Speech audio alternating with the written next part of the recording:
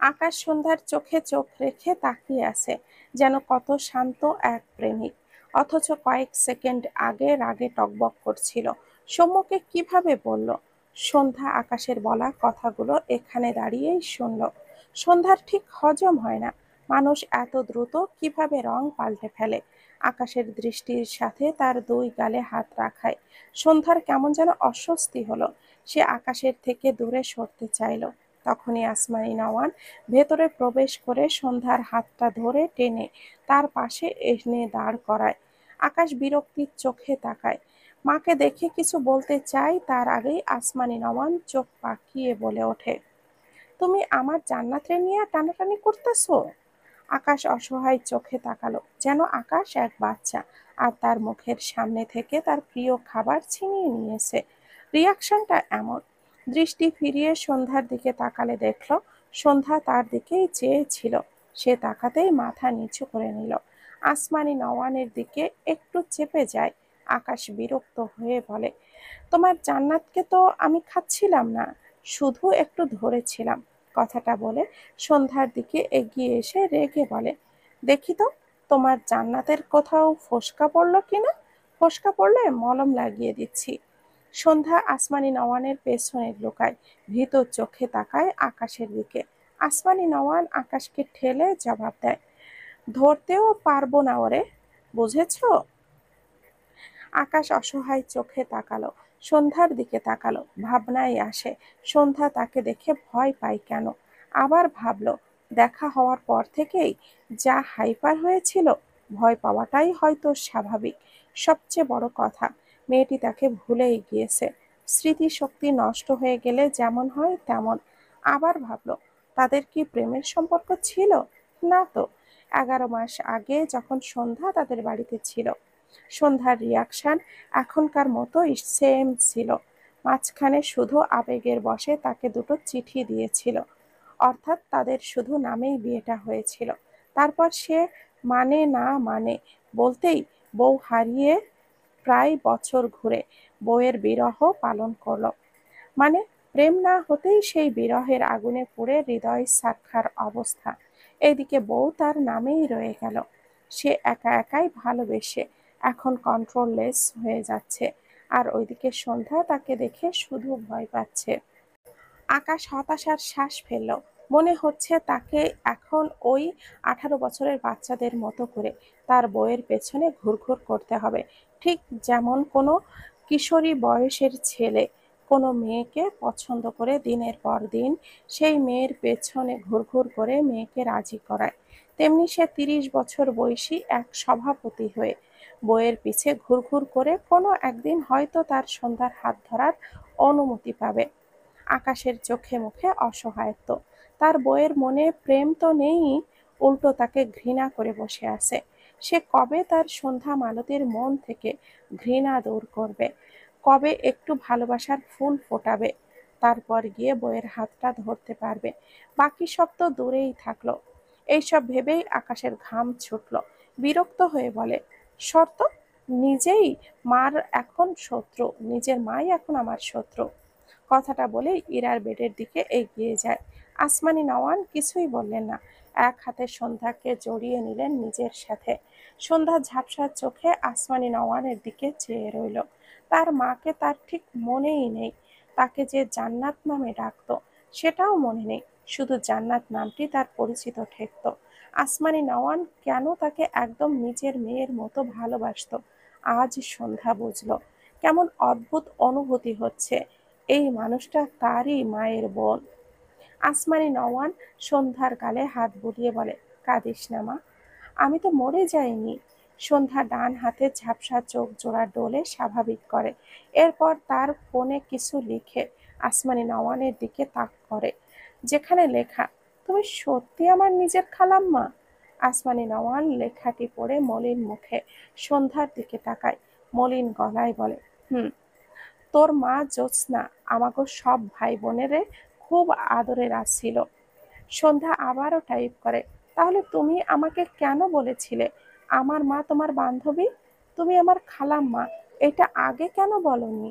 আসমানি নওয়ান সন্ধ্যার কপালে চুমু খেয়ে ধরা গলায় বলে, কোন মুখে কইতাম মা, তোর খালা বাচ্চা থাকতে তুই এত কষ্ট করলি, আমি বাচ্চা থাকতে আমগর জ্যোৎস্নার কলিজার টুকরাটা এত কষ্ট করছে।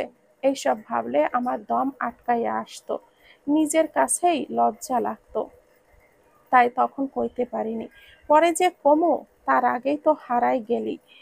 তোর ভাইটা নিজের, এইটা জানার পর ওর সাথে বইসা দুইটা কথা কমু, কিন্তু কাউরে আর খুঁজা পাইলাম না। সন্ধ্যার চোখ থেকে পানি গড়িয়ে পড়ে, দুই হাতে আসমানি নওয়ানকে জড়িয়ে ধরে।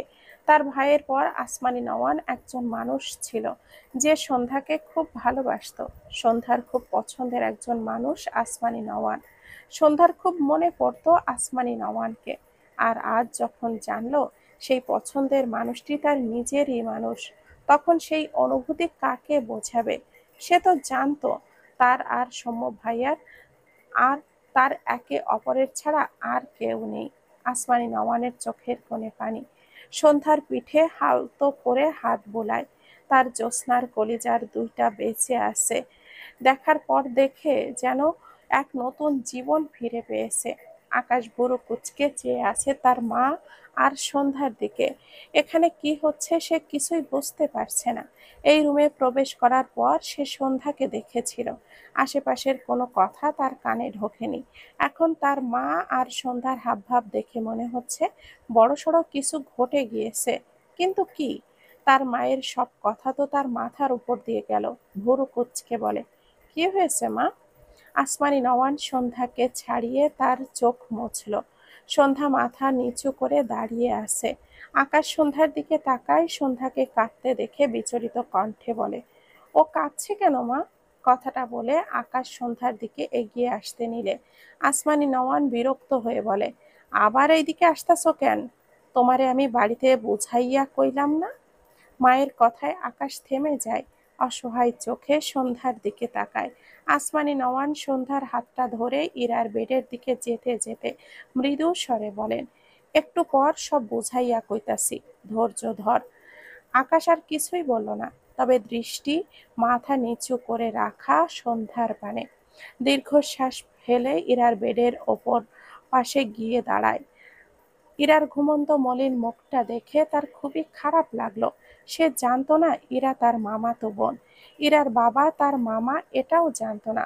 ভদ্রলোকের সাথে ব্যবসার সূত্রে অনেকবার দেখা হয়েছিল তার, অথচ তার বাবা মা মামা কেউ তাকে এই সম্পর্কের কথা জানায়নি, না জানানোর কারণও জানে না। এমনকি তার যখন ইরার সাথে বিয়ে ঠিক হয়েছিল সে তখনও জানতো না এই সব। কথাটা ভাবতেই কেমন যেন লাগলো আকাশের। মামাতো বোন যদিও গো, কিন্তু বোন তো শিমুর মতোই বোন। পার্থক্য শুধু শিমু খালাতো বোন আর ইরা মামাতো বোন। বোনের বিয়ে বোনের সাথে একদম যাচ্ছে তাই অবস্থা। কথাটা ভাবতেই আকাশের মুখে বিরক্তির ভাঁজ ফুটে ওঠে। ইরাকে সে প্রথম দেখেছিল যেই দিন ইরা তাকে একটি ক্যাফেতে ডেকে বলেছিল বিয়ে ক্যান্সেল করতে। সেও বলেছিল মিস ইরা, বিয়ে ক্যান্সেল, সাথে আপনি সম্বোধন করেছিল। ছোট বোনকে কত সম্মান দিয়ে দিয়েছিল। কথাটা ভেবে আকাশ মনে মনে একটু হাসলো, কিন্তু ইরার অবস্থা দেখে মন খারাপ হয়। আগের আকাশ হলে ভালোবাসা শব্দটা শুনলে সে বিদ্রূপ করত, কিন্তু এখন ইরার অবস্থাটা সে নিজেই ফিল করতে পারছে। সবচেয়ে বড় কথা, একটি ছেলের জন্য ইরার এই অবস্থা। ইরার মা তো তাইই বলল, তাও আবার ছেলেটি নাকি সৌম্য। সৌম্যর ওপর আগে থেকেই তো মেজাজটা নষ্ট হয়েছিলই সন্ধ্যাকে তার থেকে নিয়ে আসার জন্য। আর এখানে এসে আবার জানলো সৌম্যর জন্যই ইরার এই অবস্থা। ইরার বাবার দোষ সেটা আকাশ জানে, কিন্তু সৌম্য কি কম কষ্ট দিয়েছে ইরাকে? ইরা তো একদিনের ঘটনায় কোমায় চলে যায়নি, দীর্ঘদিন চাপা কষ্টের ফল এটা। সন্ধ্যা হারিয়ে যাওয়ার পর তার মা হঠাৎই ইরাদের খোঁজ করে। মায়ের কথা অনুযায়ী আকাশ ইরাদের খোঁজ করলেও কোনো খোঁজ পায়নি। ইরাদের জন্য মায়ের এত হাইপারে সে অবাক হয়েছিল। এরপর তার মাকে জিজ্ঞাসা করলে আসমানি নওয়ান ছোট করে বলেছিল ইরা তার ভাইয়ের মেয়ে। আকাশ আরো অবাক হয়েছিল, তার বাবাও এই কথা জানতো। আকাশ আরো কিছু জিজ্ঞাসা করতে চেয়েছিল, কিন্তু আসমানি নওয়ান প্রায় সময় অসুস্থ থাকতো। সেও সন্ধ্যার জন্য পুরো ছন্নছাড়া টাইপ হয়েছিল, যার ফলে এইসব নিয়ে আর ঘাটেনি। কথাগুলো ভেবে আকাশ দীর্ঘশ্বাস ফেলে, বা হাত বাড়িয়ে ইরার মাথায় রাখে। বড় ভাইয়ের স্নেহের আলতো স্পর্শ দেয় ইরার মাথায়। মনে মনে বিড়বিড় করে, দ্রুত সুস্থ হও, তোমার সাথে পরিচিত হতে চাই বন্টু। আকাশের কাছে সন্ধ্যার চোখে মুখে কিছুটা বিস্ময়। সে জেনেছে তাদের সকলের সম্পর্ক সবসময় তার ভাইকে নিজের প্রতি যত্ন নিতে দেখেছে। ইরার প্রতি আকাশের একটু যত্ন সন্ধ্যার ভালো লাগলো। একটু পর আকাশ ইরার মাথা থেকে হাতটা সরিয়ে নেয়। সামনে তাকালে সন্ধ্যার সাথে চোখাচোখি হয়। সন্ধ্যার সাথে সাথেই মাথা নিচু করে নেয়। আকাশ একটু হাসলো। এরপর বাইরে যেতে নিলে আসমানি নওয়ান মৃদু স্বরে বলে, কোথাও যাইও না আব্বা, আমার কথা আছে, পারলে একটি কেবিন নাও। আকাশ মায়ের কথা শুনে নীরবে সম্মতি দিয়ে রুম থেকে বেরিয়ে যায়। আসমানি নওয়ান ইরার দিকে তাকিয়ে আছে, নরম মনের মানুষ তিনি। ইরার এমন অবস্থা দেখে সে না চাইতেও নিঃশব্দে চোখের পানি ফেলতে লাগলো। একটু ঝুঁকে ইরার কপালে একটা চুমু খায়। মৃদু স্বরে বলে, আম্মা, তাড়াতাড়ি সুস্থ হইয়া যাও। সন্ধ্যা ডান হাতের চোখের কোণে লেগে থাকা পানি মুছে নেয়। ইরা খুব চঞ্চল মেয়ে। সন্ধ্যার সাথে কত হেসে হেসে কথা বলতো, যদিও ভিডিও কলে, কিন্তু ফোনের ভেতরেই যেন তাকে কত আদর করত। সন্ধ্যার শুধু সেই সব দিনের কথা মনে পড়ছে। আকাশ তার মায়ের কথা অনুযায়ী একটি কেবিন নেয়, যেখানে আপাতত সবাই ছড়িয়ে ছিটিয়ে বসে আছে। আসমানি নওয়ান, তার ছোট বোন তারা, যিনি শিমুর মা, শিমু, ইরার মা, সবাই। অন্যদিকে আকাশ আর সৌম্য কিছুটা পাশাপাশি, তবে মাঝে অনেকটা দূরত্ব আছে। দুজনের মুখের এক্সপ্রেশন যেন এমন, দুজন দুজনের শত্রু। যদিও সৌম্য একটু পর পর আকাশকে দেখছে। ইরা তার মামাতো বোন, এটা তার একটু আধটু হজম হলেও আকাশ যে তার খালাতো ভাই, এটা একদমই হজম করতে পারছে না সে। মাথাটা হ্যাং হয়ে যাচ্ছে। সৌম্যর দৃষ্টি খেয়াল করেছে আকাশ। বিরক্ত হচ্ছে সে। আজব, সে কি এলিয়েন নাকি? এভাবে দেখছেই বা কেন এই ছেলে? এক পর্যায়ে না পেরে রেগে বলে, কি প্রবলেম তোমার? জীবনে দেখোনি আমাকে? এমনিতে মেজাজটা খারাপ হয়ে আছে তোমার উপর, তার উপরে একটু পর পর আমার দিকে এভাবে চোরা দৃষ্টি দিয়ে কি বোঝাতে চাও? সৌম্য থতমত খেয়ে তাকায়। আকাশের গলার আওয়াজ জোরে হওয়ায় সবাই আকাশ আর সৌম্যের দিকে তাকায়। সৌম্য অস্বস্তিতে পড়ে যায়। আসমানি নওয়ান বলে, আকাশ, কি হইছে? আকাশ সন্ধ্যার দিকে তাকালে দেখলো সন্ধ্যা সৌম্যের দিকে চেয়ে আছে। বিরক্ত হয়। এদের ভাই বোনের প্রবলেমটা কি? বোন ভাইয়ের দিকে চেয়ে থাকে, ভাই আবার তার দিকে চেয়ে থাকে। পুরাই বিরক্তিকর ব্যাপার। মানে, তার বউ তাকে না দেখে বউয়ের ভাই তাকে দেখছে। সে যে দেখা নয়, যেন চোখ সরাতে পারছে না। এর মধ্যে ইরা কি এমন পেয়েছিল কে জানে। আকাশ দুই হাতের পাঞ্জাবির হাতা কনুই থেকে আরেকটু ওপর দিকে উঠায়, ডান হাতে গাল চুলকায়। হাতের চেন ঘড়ির কবজি থেকে কিছুটা নিচের দিকে নেমেছে। আকাশ বুড়ো আঙ্গুলে তার গালে চেপে রেখে আরেকবার সন্ধ্যার দিকে তাকায়, যার দৃষ্টি এখনো সৌম্যের দিকে। আকাশের ইচ্ছে করলো উঠে গিয়ে সন্ধ্যার গালে ঠাস করে একটা থাপ্পড় মেরে দিতে, বলতে, আর কত ভাইকে দেখবে? পেটটা ভরলে অনুগ্রহ করে আমাকেও একটুখানি দেখো। কথাগুলো মনে মনে বিড়বিড় করে আকাশ নিজের ওপরই বিরক্ত হলো। কি অবস্থা! সে তার সন্ধ্যা মালতীকে মারতে চায়। আস্তাগফিরুল্লাহ, বউকে মারা জায়েজ নয়, এইসব ভাবাও পাপ। ফোঁস করে শ্বাস ফেলে আকাশ। এরপর তার মায়ের দিকে চেয়ে গম্ভীর গলায় বলে, মেয়েরা আমার দিকে ফিরেও তাকায় না মা, আর ছেলেদের দৃষ্টি থেকে বাঁচতে পারি না। আমাকে কি দেখতে মেয়েদের মতো লাগছে, নাকি আজকালকার ছেলেদের ভেতরে প্রবলেম চলছে? আকাশের কথা শুনে সৌম্য আসমান থেকে পড়ল যেন। কি পরিমাণ মেন্টালিটির মানুষ হলে তাকে মিন করে উল্টোপাল্টা কথা বলছে। সৌম্য রেগে বলে, একদম ফালতু কথা বলবেন না। আকাশ চোখ ছোট ছোট করে বলে, ফালতু কথা বললে তোমার গায়ে লাগতো না? খাঁটি নির্ভেজাল কথা বলেছি বলেই তো তোমার গায়ে লাগলো।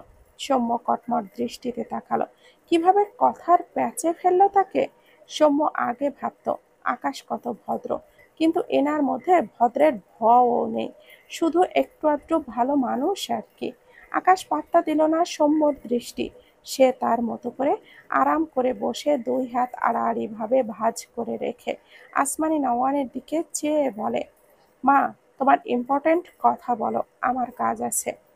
সকলের দৃষ্টি এবার আকাশের দিকে তো আরেকবার সৌম্যের দিকে। এদের কাহিনী কেউই বুঝতে পারছে না। সন্ধ্যা অবাক হয়ে আকাশের দিকে চেয়ে আছে। আকাশের কথা তার মাথার উপর দিয়ে গেল। আকাশের দৃষ্টি মেঝেতে, চোখে মুখে বিরক্তি। আসমানি নওয়ান বলতে শুরু করেন, ঢাকার স্থানীয় আমরা। বাবা বড় ব্যবসায়ী ছিলেন। 4 ভাই বোন ছিলাম, 3 বোন 1 ভাই। বড় ভাই ইশতিয়াক আহমেদ, এরপর আমি, আর আমার পরপর ছোট বোন তারা। তারার পরই আমাদের সবার আদরের ছোট বোন জ্যোৎস্না। আমি যখন কলেজে উঠি তখন আমাদের মা মারা যায়। এরপর আমাদের 3 বোনকে বাবা আর বড় ভাই আগলে রাখে। এক সময় আমার আর তারার বিয়ে হয়ে যায়। জ্যোৎস্না তখনও খুব বেশি বড় নয়, মাত্র এসএসসি দিয়েছে। কলেজে পা রাখার আগেই একজনের সাথে পালিয়ে যায়। ছেলেটি গ্রামের ছিল, তার কিচ্ছু ছিল না। আমরা চিনতামও না সেই ছেলেকে। আমাদের ছোট্ট আদরের বোনটা আবেগে ভেসে আমাদের কারোর কথা না ভেবে চলে গেল। ও জানতো ওর সম্পর্ক আমার বাবা ইশতিয়াক আর ভাইজান কেউই মানবে না, সেজন্যই পালিয়েছিল। মা মারা যাওয়ার পর বাবা একা হয়ে গিয়েছিল। এরপর আমার আর তারার বিয়ের পর বাবা আরো একা হয়ে যায়। ভাইজান ব্যবসা সামলায়। ছোট বোন জ্যোৎস্না ছিল বাবার কথা বলার সঙ্গী, সবসময় সেই বাবার পাশে থাকতো। জ্যোৎস্নার এইভাবে পালিয়ে যাওয়া বাবা মেনে নিতে পারেনি। সেই দিনই বাবা হার্ট অ্যাটাক করে। 2 দিনের মাথায় বাবা তার ছোট মেয়ের শোকে শেষ নিঃশ্বাস ত্যাগ করে। কথাগুলো বলে আসমানি নওয়ান থামলেন। গলা ভিজে এসেছে। পুরো কেবিন জুড়ে নিস্তব্ধতা। আসমানি নওয়ান কিছুক্ষণ চুপ থেকে আবারও বলতে শুরু করেন, বাবা মারা যাওয়ার পর ইশতিয়াক ভাইজান সবার সামনে বলে দিল তার ছোট বোন জ্যোৎস্না আজ থেকে মৃত। যদি কেউ কখনো তার সাথে যোগাযোগ করে বা সামান্য হেল্প করে, তবে ইশতিয়াক ভাইজানের সাথে তার কোনো সম্পর্ক থাকবে না। অথচ ছোট বোন ভাইজানের কলিজা ছিল। জ্যোৎস্না খুব মায়া করত। আমি, তারা, ভাইজান সবাই ফর্সা হলেও জ্যোৎস্না ছিল শ্যামলা। ভাইজান জ্যোৎস্নাকে মায়া বলে ডাকতো। আমি আর তারা জিজ্ঞেস করলে ভাইজান বলেছিল, তোরা জানিস না, শ্যামলা মেয়েদের মুখে খালি মায়া আর মায়া। আমার ছোট মায়ের মুখেও খালি মায়া দিয়ে ভরা, তাই আমি ওর নাম দিয়েছি মায়া। সেই ভাইজান জ্যোৎস্নাকে ভুলে গেল। ভাইজান বাবা মায়ের চেয়ে জ্যোৎস্নার জন্য বেশি কাঁদত। আমরা বুঝতাম, কিন্তু সে ওপর থেকে খুব কঠোর ছিল। ভাইজান ঠিকই বলতো, শ্যামলা মেয়েদের মুখে শুধু মায়া দিয়ে ভরা থাকে। আমাদের ছোট জ্যোৎস্না ভাইজানের মায়া আমাদের সবাইকে খুব মায়া করত। এটুকু বলেই আসমানি নওয়ান থামেন। তার পাশে বসা সন্ধ্যার দিকে তাকায়, এরপর তার সামনে বসা সৌম্যের দিকে। এরা দুজনেই তাদের ছোট্ট মায়ার প্রতিচ্ছবি। সৌম্য সন্ধ্যার চোখের কোণে চিকচিক পানি আসমানি নওয়ানের চোখে এড়ায় না। ভদ্র মহিলা মৃদু হেসে আবারও বলতে শুরু করেন, বাবা মারা যাওয়ার পর ভাইজানের কি হলো কে জানে। সে সব জমি জমা আমাদের 3 ভাই বোনের মধ্যে ভাগ করলো, দলিল করে দিল একেবারে। আমি আর তারা অবাক হয়ে শুধু ভাইজানকে দেখছিলাম। যেই ভাইজানের একদিন যায়নি জ্যোৎস্নাকে ছাড়া, আর সেই মানুষটা তাকে জমির 1 কানা করিয়েও দিল না, সব আমাদের 3 ভাই বোনের মাঝে ভাগ করলো। ভাইজানের মুখের ওপরে কথা বলিনি আমরা প্রায় 6 মাসের মাথায়। হঠাৎ একদিন জ্যোৎস্না আমার নাম্বারে ফোন করে। আমি আর তারা কথা বলি ওর সাথে, জানাই বাবা মারা গেছে। জ্যোৎস্না বাবার জন্য খুব কাঁদলো। আমি জিজ্ঞাসা করলাম ও কোথায় আছে, কিন্তু জ্যোৎস্না বলল না। বলল ভাইজান ওর স্বামীকে মেরে ফেলবে, ও ওর স্বামীকে ছাড়া বাঁচবে না, এভাবেই বলল। আমি আর তারা যে জ্যোৎস্নার সাথে কথা বলছি এইটা ভাইজান দেখে নিয়েছিল। কোনো কথা ছাড়াই সেদিন ভাইজান আমাকে আর তারাকে গরুর মতো পিটিয়েছিল। আকাশের আব্বা আর শিমুর আব্বার সাথে ভাইজানের হাতাহাতিও হয় সেই দিন। ভাইজান আমাকে আর আকাশের আব্বাকে সাথে তার তারা আর ওর স্বামীকে বাড়ি থেকে বের করে দিয়ে বলেছিল, আমার বাবার খুনি জ্যোৎস্না। ওকে সামনে পেলে ওকে সহ ওর স্বামীকে জবাই করব। এরপর ভাইজানের আগের কথা অনুযায়ী আমরা জ্যোৎস্নার সাথে যোগাযোগ করাই ছেড়ে দিয়েছি। আমাদের থেকে মুখ ফিরিয়ে নিল ভাইজান। বছরের পর বছর গেল, কিন্তু ভাইজান সেই কঠোরই থাকলো। সবাই ছুটে গেলাম, ভাইজান একেবারে অচেনা হয়ে গেল। প্রায় 12 বছর পর জ্যোৎস্না আমার সাথে আবারও যোগাযোগ করলো। খুব কেঁদেছিল সেই দিন। এত করে জিজ্ঞেস করলাম কি হয়েছে, কিছুই বলল না। শুধু বলল, আপা, আমারে কিছু জমি দিবা? ভাইজান তো আমার জন্য কিছুই রাখেনি। আমার একটা ছোট্ট জান্নাত আছে, আর কারো না হোক, ওর জন্য হলেও একটু জমি দিবা তুমি? আর তারা আপা? আমি জিজ্ঞেস করলাম, তোর মেয়ে হয়েছে জ্যোৎস্না? জ্যোৎস্না ছোট করে বলেছিল, হুম, ভাইজানের মায়ার মতোই হয়েছে। কিন্তু ভাইজান মনে হয় আমার মাইয়াদের পাইলে ও মেরে ফেলবে, তাই না আপা? আমি কি বলবো বুঝলাম না। জ্যোৎস্নার মায়াদের বলা শুনে আমি জিজ্ঞেস করলাম, তোর দুইটা মেয়ে জ্যোৎস্না? কিন্তু আর কোনো কথা ফেরত আসলো না। এরপর জ্যোৎস্নাকে আর পাইনি। আমি কল দিয়ে কখনো জ্যোৎস্নাকে পাইনি। কই থেকে কল করতো কে জানে। শান্তি করে দুটো কথাও বলতে পারিনি। এরপর আমি আর তারা আমাদের জমি থেকে অর্ধেক অর্ধেক করে জ্যোৎস্নার নামে দলিল করে দেই। জ্যোৎস্না লুকিয়ে ঢাকায় এসেছিল। দলিল হয়ে গেলে দলিলগুলো নিয়ে চলে যায়। একটা কথাও শুনতে পারিনি। কই থাকে তাও জানি না। জ্যোৎস্না যেন কাউকে ভয় পাচ্ছিল। ওটাই ছিল জ্যোৎস্নার সাথে শেষ দেখা। অনেক খুঁজেছি ওরে, খোঁজ পাইনি। বছরের পর বছর চলে গেল। মাঝখানে তারার স্বামী মারা গেল। আমার আকাশ হলো, ধীরে ধীরে বড় হলো। কয়েক বছর পর শুনলাম ভাইজানেরও একটা মেয়ে হয়েছে, নাম রাখছে ইরা। আমি ভাবির সাথে যোগাযোগ করে লুকিয়ে ইরাকে দেখতে গিয়েছিলাম। আকাশ বড় হয়ে গেল, পড়াশোনা করতে বিদেশে গেল, ফেরত এসে ব্যবসায় জয়েন করলো। সবকিছু স্বাভাবিকই চলছিল, কিন্তু আমি আর তারা জ্যোৎস্নার খবর পাইলাম না। ভাইজান তো এই শহর থেকে ওই শহরও অচেনা হয়ে গেল। ওপর থেকে সব স্বাভাবিক চললেও আমাদের পরিবারটা নষ্ট হয়ে গিয়েছিল। অনেক বছর পর শুনলাম আকাশের আব্বার সাথে ভাইজানের ব্যবসার সূত্রে একটা সম্পর্ক হয়েছে, কিন্তু সেটা পারিবারিকভাবে যায়নি। ভাইজান যেমন ছিলেন তেমনই কঠোর। একদিন আকাশের আব্বা এসে বলে ভাইজান প্রস্তাব দিয়েছে ইরার সাথে আকাশের বিয়ের। কথাটা শুনে আমি কি যে খুশি হয়েছিলাম বুঝলাম। ভাইজান ওপর থেকে কঠোর থাকলেও এত বছর পরেও ভেঙে যাওয়া সম্পর্কের একটুখানি আটকে থাকা সুতো টেনে ধরতে চেয়েছেন। কিন্তু আমাকে জানালো ইরা আকাশকে বিয়ে করতে চায় না। ইরা অন্য একটা ছেলেকে ভালোবাসে, কিন্তু ইরার বাবা রাজি নয়। সে আকাশের সাথেই বিয়ে দিবে। কথাটা শুনে আমার মন খারাপ হয়েছিল। ভাইজানের সাথে সব ঠিক হতে গিয়েও হয়তো হলো না, কিন্তু মেয়েটার মনের ওপরে তো জোর চলে না।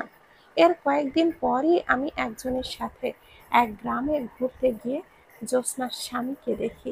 এরপর আমি জোর করেই তার বাড়িতে গিয়ে দেখলাম একটা শ্যামলা মেয়ে মাটির চুলোয় রান্না বসিয়ে রান্না করছে।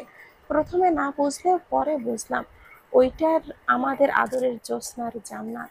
জ্যোৎস্নার স্বামীর কুকীর্তি শুনলাম, আমার বোনটারে রেখে বিয়ে করছে আরেকটা।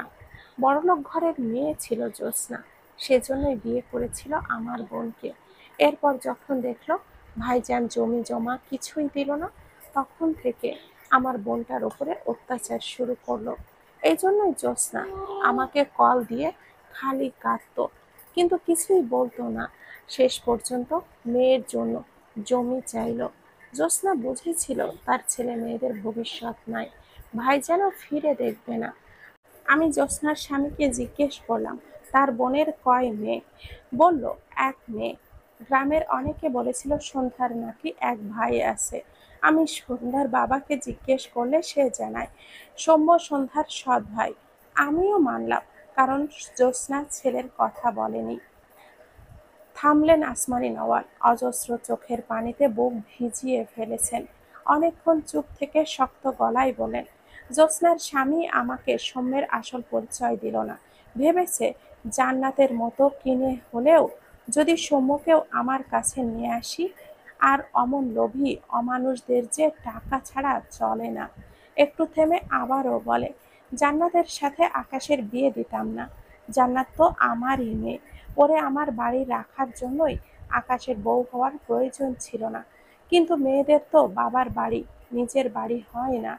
একদিন না একদিন বাবার বাড়ি ছেড়ে স্বামীর বাড়িতে চলে যেতে হয়। জান্নাতকে তো যেতেই হতো। ওইদিকে ইরা আকাশকে বিয়ে করবে না। তাই আমি আকাশের সাথে জোর করেই জান্নাতের বিয়ে দিয়ে দেই। অন্তত জান্নাতরে নিজের কাছেই সারাটা জীবন রাখতে পারবো এই আশায়। এরপর জান্নাতের ভাইকে দেখে আমি শক খাইলাম।